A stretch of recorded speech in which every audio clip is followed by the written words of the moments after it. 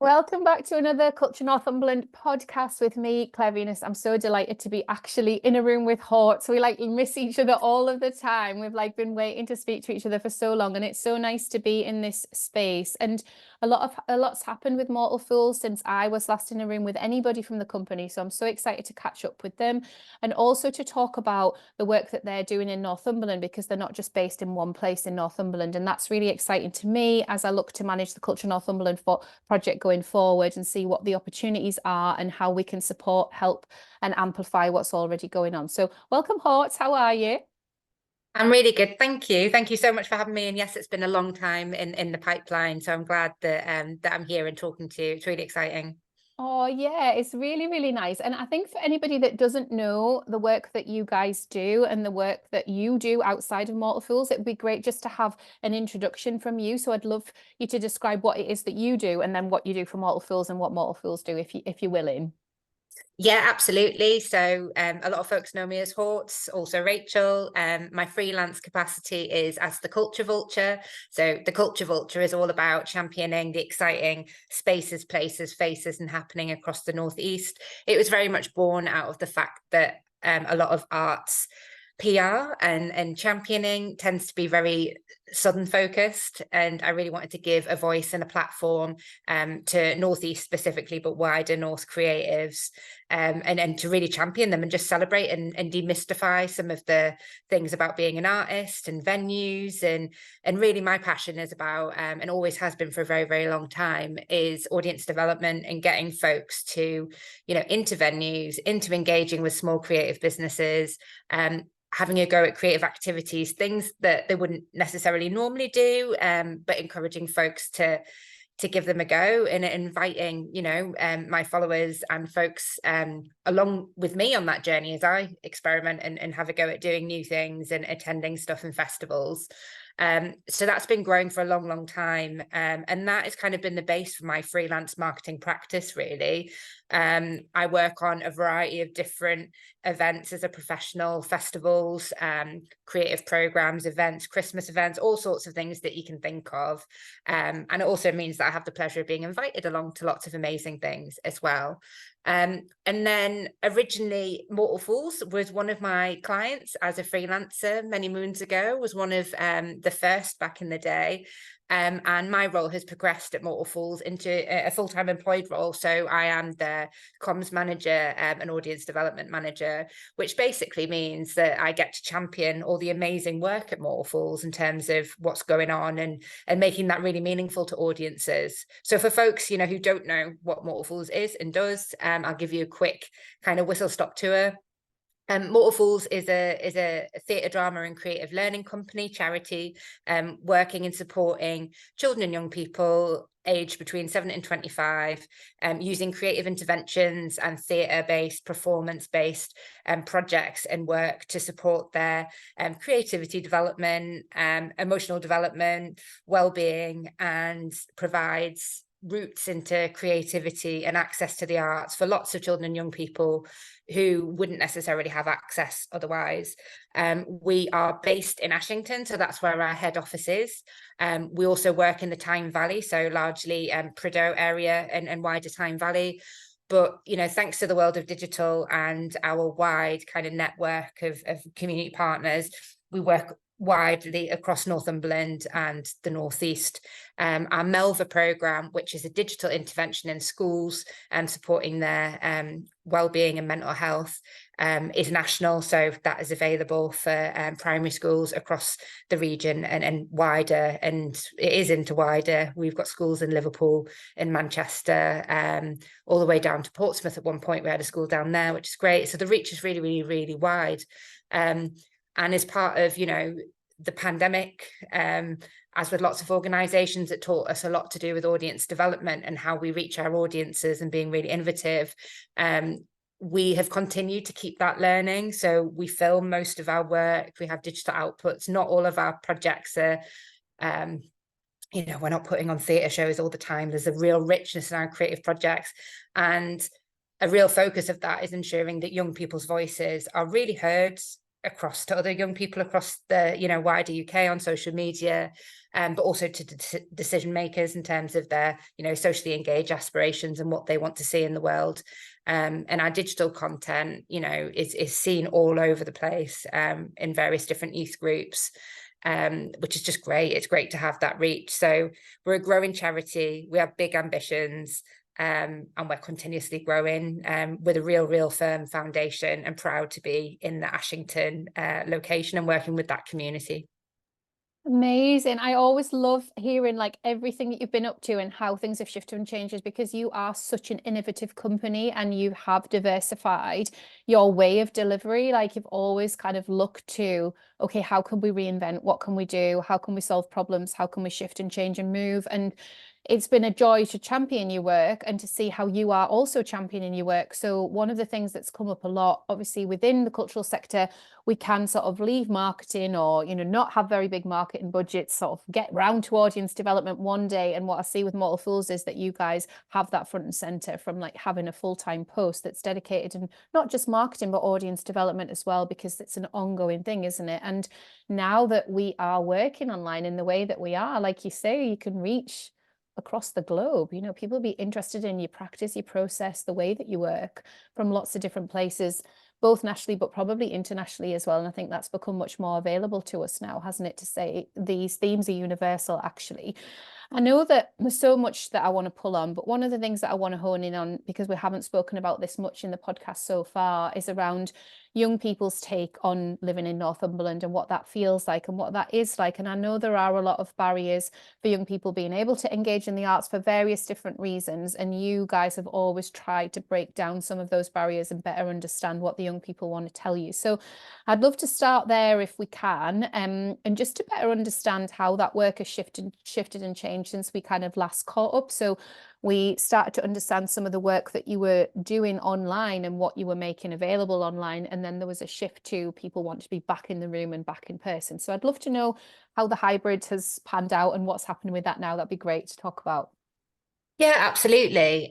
So our work in general is in community settings, youth work settings, school settings, and we run our own groups, hosted in the YMCA and also over in the Tyne Valley. So we have, I guess you would class, different types of relationships with young people in terms of how we engage with them. And what we've seen over, you know, the last couple of years is the real impact of the mental health crisis and COVID, and how that has impacted young people's development, how they see the world, how disempowered they feel, and what they want out of the world. But also seeing how, you know, what they need in place in order to engage with us as a company. So we've always been pretty good at being out in the community and meeting young people where they're at. But actually COVID gave us a real opportunity to really expand and interrogate what that means. So we've kept a very strong digital strand within our work, whether it's, you know, through our creative outputs like a short film or, you know, webinars, but also running online groups still, and always providing some sort of engagement offer within every single project where young people can engage with us online. And what we've seen with this is it's not appropriate or an aspiration for every single young person to meet us in a physical space, and that is okay. And there can be a wide range of reasons why that is, and especially in Northumberland with the rurality, and the intersectional needs and just wide access to transport and a whole host of different things. So, you know, those strands of work for us are still just as popular as they were during COVID.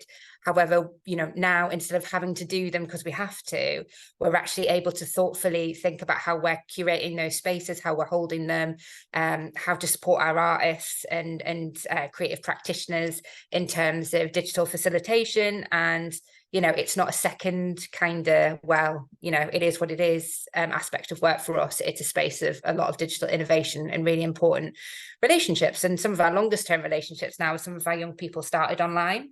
Some have moved into in-person spaces with us. And that was also important to understand that for some young people, especially neurodivergent people who might be more, I guess, distrustful or not as up for, you know, coming into a space without any knowledge of the organization, that they can build up that relationship with us over time and then make the decision, you know, after a couple of digital projects with us to then, you know, engage with us in person. We've also ended up thinking a lot around our, you know, partnership work in terms of how we work with schools and understanding what schools need, where they're struggling, and where that statutory kind of, you know, all of that kind of impacts what happens in the room with children and young people. Understanding where we are willing to, we never want to compromise on quality of the arts output, but actually ensuring that that strive for quality and to create something really, really great doesn't become at the disadvantage of the young people. And that we really, really keep co-creation, equitable spaces, and giving within our projects lots of space for, you know, the young people's needs, pastoral care. We've also seen a real shift pre-COVID, you know, intersectional needs of young people. You know, it was about a quarter of them, and then the rest, you know, didn't have such an extreme level of need, or, you know, maybe they weren't aware of that. And actually we've seen over the last couple of years now, the majority of children and young people who engage in our spaces have intersectional needs, both, you know, diagnosed, not diagnosed. And we've just seen, actually, in terms of when we look at the types of young people that we were engaging versus now, there is and obviously Northumberland is inherently a white, you know, there's a lot of issues around diversity there, but actually we've worked really, really hard to really interrogate for us how we can be a lot more accessible, a lot more inclusive. And the benefit of that is that we've seen a lot of, you know, a much broader diversity of young person entering into that space with us and coming on the journey with us. We don't pretend that we do everything perfectly, but, you know, we are a learning organisation, constantly evolving. The evolution of inclusivity is never done. And our work is very much led by the needs of the young people of that moment. So projects can look quite different over periods of time, or what we thought about children's mental health 2 years ago is obviously really, really different to actually what's happening now. So there's been a huge amount of learning, and within that, and within the, not conflict, but that kind of rub between the artistic and the high quality and the needs of the young people, to be able to provide, you know, that pastoral care. We've really, really focused ourselves in terms of, yes, that there can be tension between those things, but actually there's a huge amount of potential and innovation there.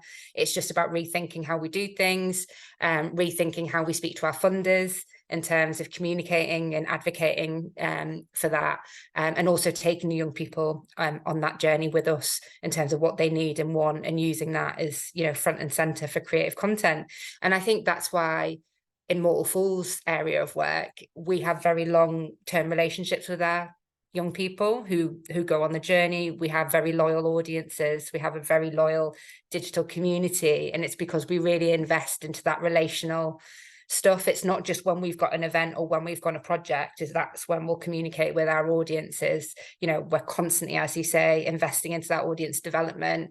We're out in the community and we've put that front and center. So actually in the short term, for me as a marketing professional, whilst that is quite a lot of, you know, work in terms of how to keep that continuously going, the long-term benefits, we're seeing that really, really pay off in terms of non-arts audiences having that confidence to step into a space with Mortal Fools and watch theatre for the first time. And that's a great thing to see happen, and to see it start to happen organically now, as opposed to having to be so, you know, out there kind of championing the good fight for creativity in Ashington. And actually now we've been there for like 2.5 years, maybe a little bit longer, and people know who Mortal Fools are, really excited about, you know, engaging with our work, but they're definitely not traditional arts audiences. They wouldn't probably go over to the Baltic, etc., but they would go to see something if we're there or if it's our thing. So that's been really, really exciting to see that really emerge, and obviously the fruits of our labor. And, you know, we were lucky, well, not lucky, we worked very, very hard for it, but to get MPO funding. And as you've mentioned before, we have diversified across many areas of our projects and programs in terms of income streams and our work with businesses and all sorts of other things, so that actually we have a sustainable foundation of stuff that we know that we can do every single year, and what we commit to as non-negotiables for us as a company, and audience development and being people-centric is very much at the heart of that.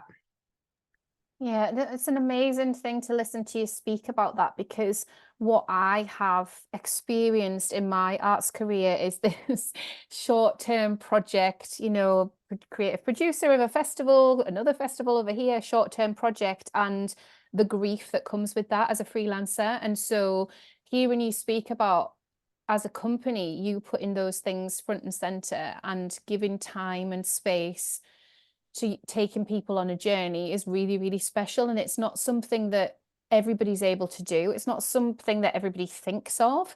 It's not something that everybody's realized that people actually really need, especially in harder to engage communities like Ashington, which I have worked in a few years ago now, but I absolutely hear you and I know what you're saying. And I always experienced this grief, this sadness that there was a project ended, and the way that I was building my freelance career, I didn't know how to then make more things happen for that group of people. It was just very, very difficult. And what's really interesting to hear you speak about in that piece is this familiarity that people need to build up. You know, it's not going to be an instant trust, especially when they haven't had an arts infrastructure. They haven't been asked about creativity. It hasn't been high on the agenda. You know, a lot of schools have kind of slowly but surely moved it off the agenda, and it lacks importance and it lacks buy-in from teachers. You know, I see that across Northumberland. That's really difficult. And you're going, that's all okay. Come on a journey, you know, come on this journey with us. We've got this project, and then there'll be this one. We'll keep communicating. We'll keep asking you questions. We'll keep that communication line open. And that is very, very valuable. And you talk about sustainability, and what's come up in a lot of my conversations is this, and it's a nervous system response. We've had fight, flight, and freeze. As cultural sector professionals, we're like, what are we going to do? All the work gets cancelled. What are we going to do? Cost of living crisis. What are we going to do? Infrastructure, funders, everything being so competitive, more competitive than we've ever known. Buildings not fit for purpose. Buildings sort of scrambling to kind of try and keep the lights on, the doors open. It's a very precarious time to choose an arts and cultural career, yet we choose it every day. You know, this is what we want to do. This is what we want to be doing. And I'm really curious as to how you as a team build on that sustainability. Like this must have been a really hard time for you as well. You know, it's been hard for everyone, hasn't it? So it's not easy work, but yet somehow within this, you are still thriving, whereas lots of us, me included, have had to have like big pauses and go, I don't know what I'm doing here anymore. Like, where is the value piece? How can I add value with my skill set, yet still feel like I can pay my mortgage? Have you got anything to say on that? I know it's a big topic. No, well, yeah, I mean, in terms of, I feel that in terms of in my freelance stuff, I felt that pressure across COVID, moving more into that knee-jerk kind of, I need to do this to pay the bills, or, you know, taking that kind of more short-term decision. I think as a company, whilst, you know, we've done a lot of great work, there's been a lot of development behind the scenes in terms of into our staff. We've had a lot of difficult conversations as well, and all those things that you just talked about there, we felt burnt out. We felt, you know, all of those multiple challenges. It just really stacks up, and the energy and the goodwill of folks in the team is, you know, we're all resources, we're all finite. And it has been, you know, I'm not going to lie, it has been difficult, but actually what has been really different about Mortal Fools, in comparison to what I've seen elsewhere in the sector with the, you know, blessing of freelance work elsewhere, is that we have been able to have tricky conversations as a team. We own our shit as an organization, which is really, really important. But we invest a lot of time into teamwork and team development, and we've worked hard in terms of our communication channels, understanding each other's preferences, and you know, really kind of sharing out the responsibility of A, what is Mortal Fools responsible for, and B, what's a team responsible for, and then what's the individual responsible for, and making sure that that is really clear and clear to the team. So that accidentally individuals don't feel the weight of like the organization, or, you know, vice versa. And that has been a really, really innovative, tricky place to navigate, but it's also been really, really important to engage and empower individuals who, you know, we're all carrying the weight of the world, especially in our network, where some of our practitioners, every session has challenges, some more so than others. So they're also carrying a lot of the psychological weight of young people and children and young people, and that worry across the board. Working in a community like Ashington, where there are a lot of challenges and a lot of, you know, historic deprivation, again, we feel that in the community. So being able to support, you know, folks to be able to really manage that complexity of the wider world, understand what they are in control of, what they're not in control of, and having, you know, a supportive network where we're really kind of talking about stuff together as a wider leadership team, but also as a wider team. We've taken our role, you know, as part of our what we want to be seen as an organisation, what we're really passionate about, our non-negotiables, our position across various forms in terms of ethical business and sustainability, etc., and really kind of not shying away from what we are and what we aren't, what we want to be known for, and what we might recognize we need to do more work to, but we can't do everything all at the same time. Where I think, you know, a lot of organizations are trying to do too much at the same time and kind of skimming that surface, where we very much split our work, our development work, into multiple years. So we can take the staff on that journey, we can take the rest of the organization on that journey, but instead we're looking at it as a bit of a plan and a roadmap, as opposed to we need to get to do all this stuff right now. And that has been really, really useful. Inviting staff to really contribute to part of that process and in equitable spaces. So every level of the organisation in Mortal Falls, at various away days and training and regular team meetings, are inputting their ideas and feeling heard, and providing feedback and insights on big issues, but then some smaller day-to-day issues, which are obviously have equal importance. Which is, again, quite an innovative thing in terms of, well, not necessarily innovative. We see it happen in lots of different sectors. It's just less so necessarily in the arts sector. You're so focused, as you said, in the projects, you're not necessarily looking at the organisational, even though that development work as an organisation will unlock lots of capacity and less stress in terms of in the wider projects. We also, you know, income generation and fundraising, we are very transparent internally in the organization around where we're going, what we need. So it doesn't just sit within a fundraiser's role that they have to hold all the stress around the competitiveness of the fundraising stuff.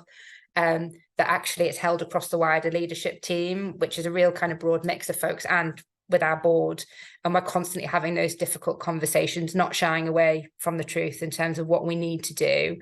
And what we can do. And I think that's where the development work of really fundamentally understanding, if we don't get any funding for the next 2 years, if everything goes to, you know, hell and we enter into this really difficult period as a company, what are we saying is our non-negotiable delivery wise in terms of what we will do? What is our commitment to our young people, our commitment to our artists, freelancers, staff? And actually we're really clear around what that looks like. And because of that, everything else kind of is either an additional or etc. But that clarity and transparency provides a lot of certainty for people who need certainty within the wider flux of everything changing. And it becomes that anchor point, which I think is really important for folks in their you know, well-being at work, but also in terms of preferences. I thrive much more in environments where it's changeable. I think largely ADHD, you know, stuff, and finding that out later in life, that I really thrive in that and need that additional pressure. And then actually working alongside lots of folks who really struggle when things aren't clear or things are changing all the time. I think it's really important, again, as an organisation, to understand actually what can we, you know, really anchor into and say, we are going to do this no matter what. And whilst, you know, in terms of fundraising landscape, I know it is really challenging. We feel that too. I would hate to use the word we've been lucky in terms of getting funds, but actually we are, you know, we have unlocked lots of funding over the years, which has been great, but it's been really competitive process as well, to get that far. But having those multi-year funds for us as an organisation like MPO gives you that natural sustainability. The only thing I'd also like to touch on is around, you know, we were aware we've gone through a journey in terms of freelance artists and creatives and employed members of staff. And, you know, as an organization, you're taking on that wage bill risk in terms of, you know, then you've got lots of employees and their sickness and, you know, everything else versus having freelancers. But then knowing that you have that core resource, no matter what, in terms of that they're employed in there. And then supporting freelance artists and our associate artists that still want to be freelance, but still want to be part of the team, and actually not being so like employed members of staff get this and freelancers get this, that actually how do we ensure that it works for everyone and everyone feels supported, because we get such a whole benefit, I think, from working with freelance artists in terms of their creative practice. You know, I know as a freelance marketeer, I learned so much working in other organizations that I can bring back into my Mortal Fools role. So it's, you know, it's such a wealth of expertise and kind of experience, etc.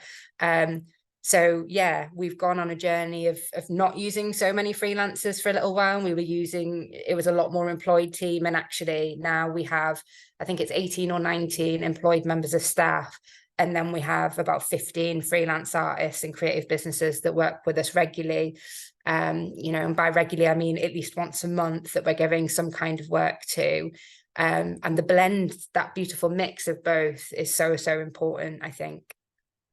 Yeah, absolutely. And I think, you know, that you touched on something there around how people's preferences. You know, we've only just started talking about this in the last few years around how we like to, you know, work and what works for us. Like, be a bit more spacious around and a bit more accepting of everybody wants to work in different ways and everyone thrives in different ways. I think it's super important. It's really interesting to me to hear you speak about how big the teams become, because it's bigger than a lot of the cultural venues that we have. So the venues that have been there a long time, you know, and run as venues and run as busy venues, your team is bigger. So you know, it's not a comparison thing. It's just interesting. I'm going, okay. And I suppose that is to do with the stability of what you want to create, because you're creating long term and you're thinking about the long term picture, and also the work that you want to do, and being able to upscale and do all of that over time. It hasn't happened overnight, has it? You know, you've been around a long time. So yeah, I think there's something really interesting in that invitation into the model, into people better understanding the model of how you work, and perhaps some shared learning for the sector around this fight, flight and freeze response that I'm seeing in a lot of people, because we can't operate in a nervous system that is like that long term. Like, we just can't. So I think it would be really interesting to learn more about that, hone in on that, like share some learning. And it's been a while since we've been able to host anything like that or do anything like that, partly because the last 2 Arts Council applications that I've written have been turned down, and it takes a long time to write them. And then there is a little bit of fallout from that, where I'm going, if this isn't a fit for Arts Council, it's not a fit for anyone else. What are we doing? You know, and that's what this conversation is about. This is the deep listening. I do want to talk about audience development a little bit, because it's very different working here, and you'll feel this, very different working here in Northumberland than it was working in Newcastle and Gateshead, where we had a really vibrant, joined up set of a network and a set of venues. There was a lot of sharing of resource. There was a lot of mentioning each other's stuff. It was just all very vibrant. And there was a lot of people that would make choices across a week as to what they were going to attend and why. And that would be multiple different things every week, 52 weeks of the year. In Northumberland, we struggle with getting out and going to things. It's just different. So some of that is the rurality. Some of it is because we're out of the habit. Some of it is, you know, there's other things going on for us, whether we're carers or whether we've just started to find it more difficult to go and engage in culture in that way. And I would love to talk about the shifts that you've seen in audience development and what you think is bringing audiences back post-COVID. So a lot of the CEOs have spoken about audience nervousness and that kind of ticket price, you know, being conscious of the ticket price, but then also knowing we have got some audiences that are affluent and are happy to pay and pay over and above. I just wonder, you know, what is the balance like for you, you know, with your Mortal Fools hat on, but also with Culture Vulture, and how you're talking to those audiences and those audiences' behaviours? It's a big question, but I think you'll quite like it. Yeah, absolutely. I think if I start with like culture vulture stuff, that's probably the area of work where I've seen it more challenging in terms of to get audiences, because it is a little bit more traditional. So you're thinking like festivals, slightly higher ticket price maybe, in terms of activity, or audience engagement projects, community engagement projects where you're asking, you know, for individuals to participate in something and emotionally, you know, all the rest that isn't asked onto an individual, even though you might think it's a great thing, and it just being a slightly harder sell. I think for me, I really enjoy the challenge, and because I'm not fixed to ways of doing things previously, like for me, I'm quite up for just, you know, chucking everything that I used to do before and then devising new processes. So I have seen some of my own, sometimes I guess fixed mindedness slip in, but actually, you know, being able to adapt and run with stuff, actually seeing the benefits of that. I think my external clients, so my freelance culture vulture ones, they have that tricky thing of, in order for events to be viable now, because everything is more expensive, they have to go for bigger audiences. So you're having to put on an event that actually costs a lot more, then you have less money for marketing, which is then a challenge. But the outdoor events industry, it's an expense, you know, any event outdoors is expensive. And then you're having to put a higher, your ticket income is more important in that project financially to make things like happen or sustainable, or the organizers have to take the hit, which a lot of are individuals. So it is like linking into mortgage and compromising their own fee. So I have felt a lot more of that pressure in terms of, you know, getting stuff to happen, and it being a lot more focused on me as an individual to make that happen within much smaller budgets and resources. But I've made it happen. And just working for organizations where I hold the audience as it's my thing to hold, and the strategy and etc., which lots of organizations are quite happy to give that away. You know, they're like, I just want to do the event and the creative stuff and make something happen, you bring the people. So that having that autonomy is great, and having that trust in terms of being able to run with stuff. But that is a lot of responsibility when you know that, you know, that's someone's mortgage payment, that if you don't hit that ticket sale stuff. But, you know, for me, it's been okay, just more tiring, more stressful. In terms of Mortal Fools, I think it is different to, you know, venue based stuff, because even though we do take work into venues, because our audience development is relational, it's you know, based in communities, that is my strength and skill set in terms of being able to do that and understanding very quickly the fabric of a community, what makes them tick, who are the influencers, you know, and community influencers, and kind of going into those spaces. We don't really struggle with audiences, because I'm very confident engaging with, you know, non-arts audiences and what they actually need for us in that space. We've developed a whole host of, you know, pre-attendance resources, neurodivergent stuff, a whole variety of things that actually we're seeing audiences that wouldn't necessarily be able to go into the likes of a Northern Stage or live theatre, because it just wouldn't be for them. And what can we do, because we're not as tied to the conventions of theatre or the conventions of a gallery, to actually give someone a creative, meaningful experience that feels accessible to them. The same with our digital work. You know, our digital work is performing really, really well. And we're seeing that folks and youth workers as gatekeepers are actually using our, you know, short films with a resource pack, or hosting their own screenings in their own community centres. So they're still getting that high quality arts experience, but it's in spaces that are comfortable to them. And that often for many audience members, and we've seen this with our, we're touring or about to start touring Inevitable, which is a theatre show for teenagers about growing up. And seeing that a lot of our digital audiences are now translating into in-person audiences, and are now booking on, you know, to stuff to come and see a show at Gosford Civic, or going to Theatre Porto over in the Northwest, which is great. But actually having that digital content and seeing something from Mortal Fools has been very, you know, for audience development, is important for them. In terms of, we used to rely quite a lot on donations in terms of, you know, our members giving us donations. But, you know, our Ashington community members, lots of folks, that just isn't appropriate. And our audiences, actually having any form of ticket price for some is a barrier. So we, within our funding and project models, we aren't focused on ticket income. We treat ticket income in the same way that you might, donations from folks great and good, because that's, it's not an important income strand for us, in the sense of, we know that we don't want to guilt our audiences or that be the thing that blocks them out.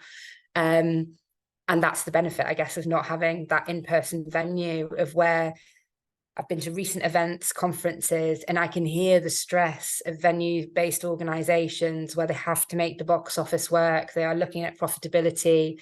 They are moving away from being able to program a really diverse, mix of shows, and instead having to focus on things that they know for their current audience will be financially successful, not able to take as many risks. Their staff members, etc., having much smaller budgets to work from and just having to make it happen. And that's fine in the short term, you can make that work. But I think longer term, there is something to be said of actually COVID really opened the door to a lot of different ways of thinking, new programming, new work from different artists, and actually interrogating programs and seeing what lived experience was missing, and actually what community voices in the community was missing.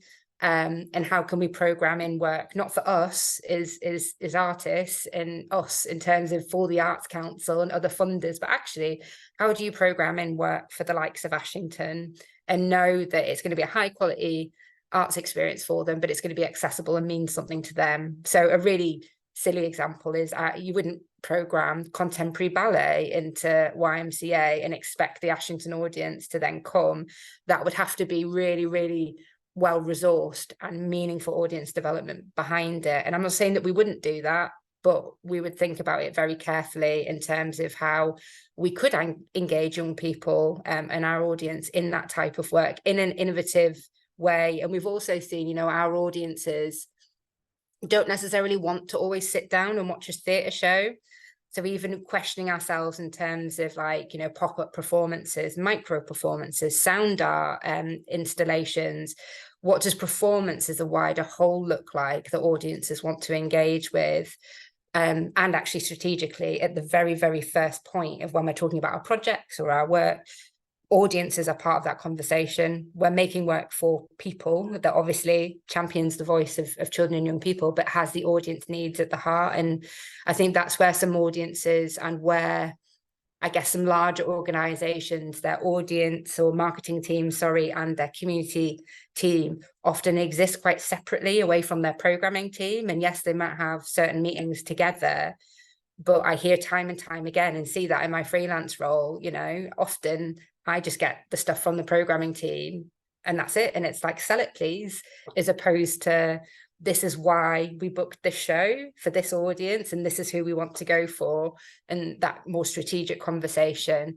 And again, that's fine to do that ad hoc, but long term for folks who are leading on programs, if they're not having those conversations, you can understand how you just start going for what you know in terms of those key audiences. And I think going back to what you've said in Northumberland, and the difference between Newcastle Gateshead and other audiences, I do a lot of work over in Teesside and Sunderland and Redcar, which are quite similar in some respects to Northumberland. More non-arts audiences tend to be who I engage with over in those areas. And actually what I've seen is, I think because it's a very different fabric and different culture setup, is what we're saying is over in Newcastle and Gateshead, because there is such a wealth of arts and venues and amazing stuff, all of those venues are competing for a very similar type of audience, quite an established cultural consumer who gets it, kind of is on it and stuff like that, where actually other areas don't have that fabric framework, and that is challenging, but it also presents real opportunity in terms of you have to really consider which locality or who we're actually going for with this thing that we're programming and how we're going to make it happen. Family work at the Baltic, family work at Northern Stage performs very, very well because there's a very established audience for that. So actually they can put on a show. And yes, the bigger shows, they have to do a lot of work in terms of selling tickets. But the smaller, family shows, they kind of tick over themselves in terms of people booking on because they're comfortable with Northern Stage, etc. In that programme where, and that's what excites me in terms of seeing audience members or, you know, folks going to see work who wouldn't necessarily normally, or it's their first time in terms of doing something. I love seeing young people who we might have engaged with for like 2-3 years, and then they book their own ticket to come and see a show with some of their pals. And these are Ashington young people, so it's not your arts audience. And that to me really excites me, because they're seeing a piece of theatre, high quality, that would exist on the stage at live theatre, etc., if we toured it over that way. But it's within YMCA Northumberland, and it's within a venue that they're very comfortable in, confident, and they're watching a piece of work that is really outside of their comfort zone in terms of theatre, but they're seeing themselves on stage. They're seeing a lot of things that they really care about. And we always try to facilitate, you know, the cast and folks which are very similar age to those audiences, how they kind of engage and chat to each other, because we want those young people sat in those audience spaces to be like, I could do that, or to tell some of their peers about the work, and it kind of to bubble that way. And I think, you know, that family audience is a huge amount of provision for early years and kind of under sevens. From that 7 to 19 is that tricky, and that's a real kind of obviously broad demographic in there.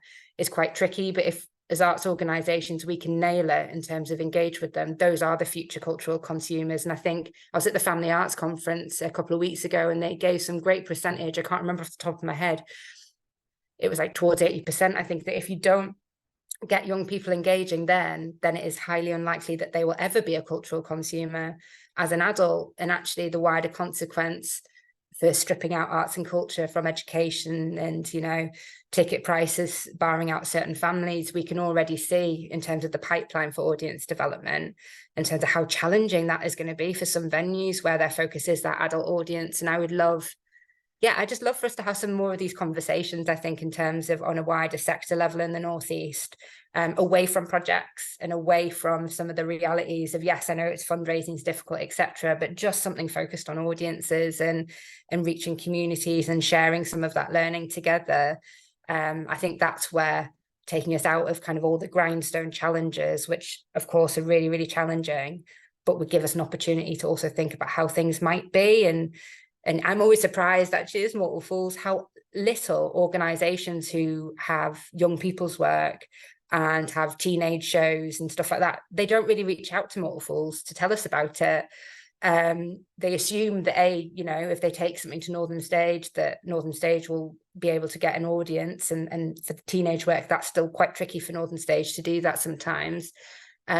Or there is that closed door kind of mindset of this is our show and this is your show, etc., where actually, you know, we go and see all sorts of other theatre as much as we can. Obviously we have a bigger team, so we can kind of show more representation there, but we would love to be invited to more stuff, because, you know, our young people want to see more stuff, and they will come with us and our staff to come and see theatre. They wouldn't go on their own. So actually, how can we cultivate reciprocal relationships of like sharing work, which is, you know, is the ambition of lots of young people going and seeing lots of young people's work, isn't it, going forward? Yeah, absolutely. And that's how we build up the cultural capital, isn't it? By making space to talk to each other in a space that isn't pressured, you know, in a space where we can just explore and not feel pressured because of a project or because of a deadline or because of a show. And we've all got different experiences to bring to the table, haven't we? And like a wealth of different experiences.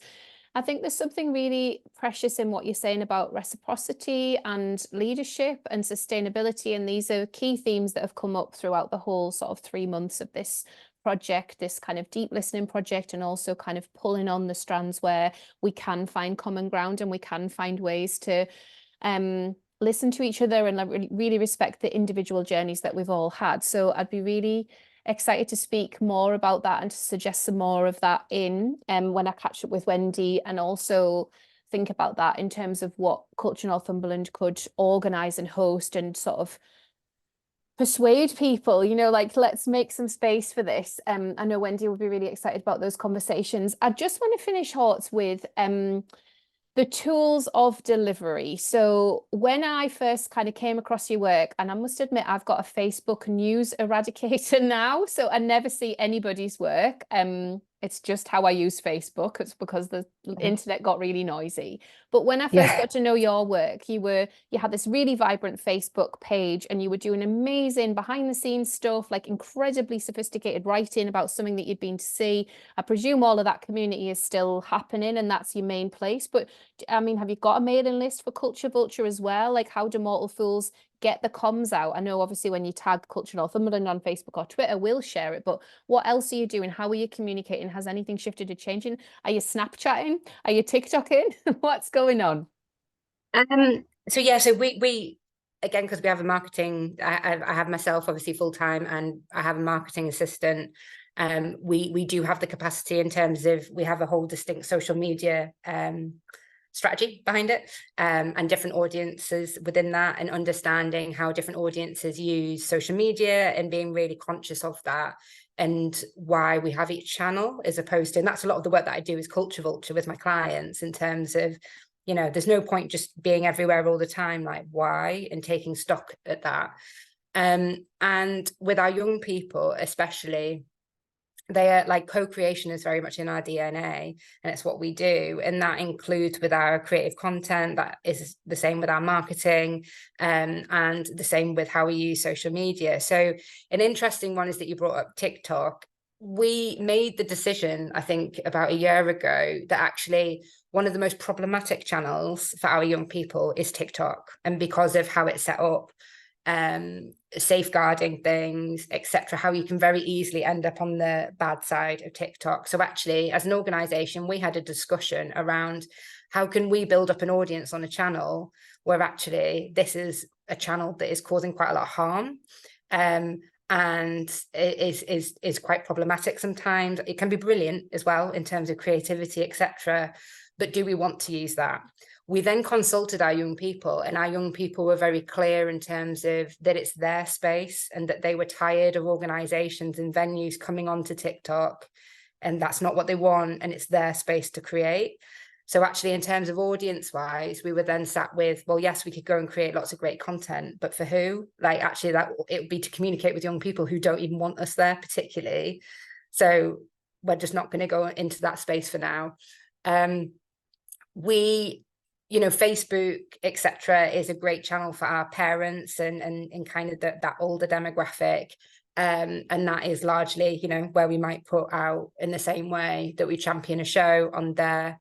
Our Instagram is behind the scenes, but a bit of championing. But that tends to be the channel that young people want to engage with us the most, and do engage with us, especially older. The older ones, you know, we get quite a lot of engagement from individual young people.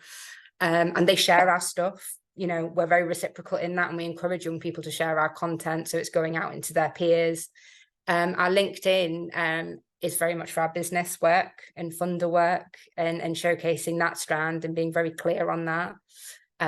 Our Twitter, X, you know, whatever, we largely still just on there because funders and other organizations are on there, and it forms part of our digital marketing like networking kind of approach, in terms of to show connectivity and you know, to engage with others, as opposed to us championing stuff on there. So each channel basically has a real kind of purpose and has, you know, growth aspirations behind it in terms of where we want to go.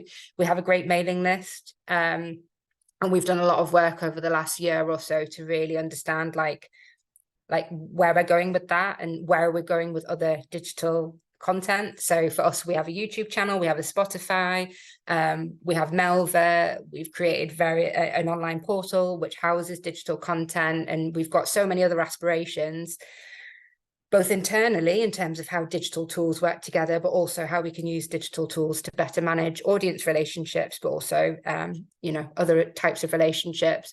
So as part of that work at the moment, we've done a lot of thinking, and we're really consolidating that strategy in terms of, you know, how does our CRM speak to our MailChimp, speak to our social media, how are we using Google Analytics, how, you know, all those different things. And like many organizations, we have a lot of digital tools that are doing great things, but some of them don't necessarily speak to each other, or they sit in different teams. And we want a better website. The website is one of our areas of work where it has gone as far as it can go on the current platform that we're on. But because we use it to house digital content, box office, CRM system, our youth theatre has a portal behind it in terms of individual members can sign on, etc.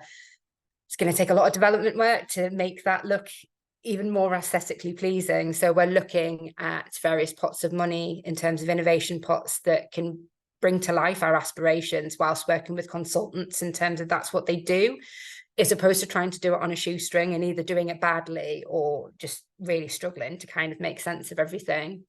Our social media stuff is really, it tends to be engaged. Our content, performs well. As Culture Vulture, due to the nature of my freelance work, I want to spend this year, I think, really doing what you just said there in terms of taking stock. My audience has got so big in comparison to what it used to be, and so engaged that actually it's kind of, not like kind of swimming without a paddle or whatever the thing is, but it feels a little bit like that. Like I'm very reactive at the moment. I'm sharing things that I want to share, but I used to be able to be a lot more conscious. I think for influencers, and I know it's a bit of a crappy term, but I include myself in terms of my channel as a micro influencer. You get to a certain level of then suddenly you're talking to tens of thousands of people.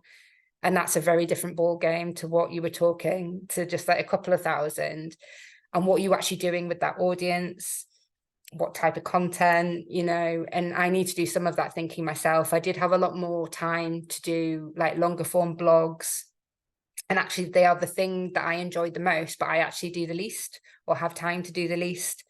And I think there's some reevaluation there in terms of like, what are my own non-negotiables as Culture Vulture in terms of what I want to do alongside, I started it out of goodwill. It has grown into my freelance entity and it earns me money, but I want to tread that balance of still supporting artists and creatives as much as I can. But my reality is I get hundreds of artists a day messaging me, telling me about great work they're doing, and I don't have an infrastructure behind the scenes to effectively manage that, which is a real challenge. So therefore I feel like I'm not doing my job very well in terms of championing them, and that's the whole purpose. So I think I've got some work in terms of to do, and if I want to continue growing it, and I do want it to continue to exist. But Northeast Family Fun have done a great job in terms of getting, they've got 100,000 I think on one channel, but then they've employed people into roles to help them manage their channel because it's so big.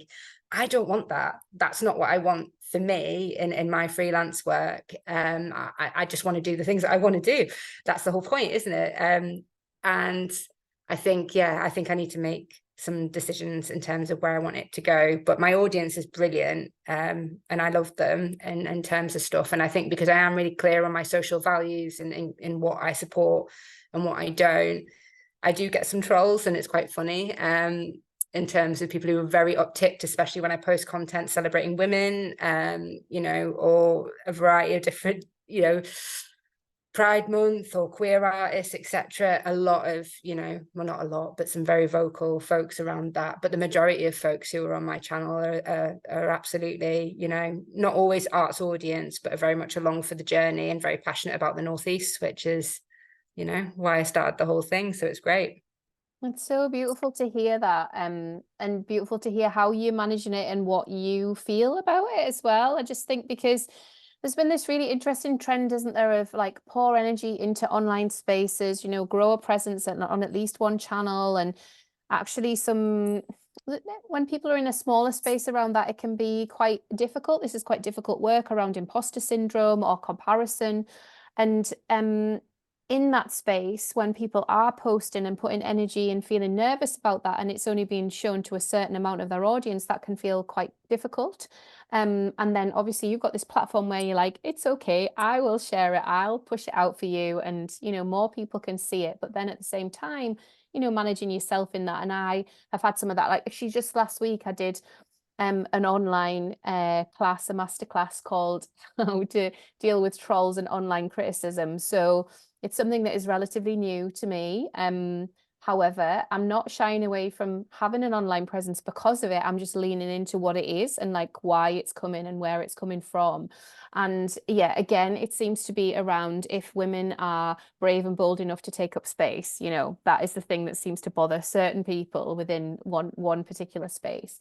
And listening to this expert who's been online for a long time, has huge amounts of online presence on multiple platforms, it was actually a really joyful thing to just listen to them speak and, you know, say, this is quite funny, actually. You know, if you can detach and you don't take some of this stuff personally, and there had been huge parts of their life where, you know, they would go offline or they would have to have a lot of therapy because of things that have been said and where that landed, but actually sharing some of that, the weight of some of that, and kind of going, this is all here, it's an opportunity and it's hard, you know, there's two things at play here, and what do we as a sector want to do, what can we do?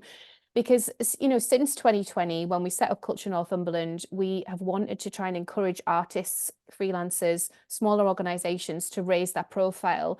That's not easy to do, nor does it happen quickly. Usually it's a long-term investment in yourself and understanding how you want to share who you are online, how, you know, where you feel comfortable with that. You know, I could have never imagined doing this work, even on a YouTube channel like 5 years ago. That would have been terrifying to me, but now feels fine and easy and joyful, and it's all good. So yeah, there is something really interesting in your expertise and what you're leaning into, and then also how we can try and share that and better share the load of it in a way, because if it is all just filtering through you and you definitely don't want a team, there's an opportunity, isn't there, to kind of go, well, what can we do then? What should we do?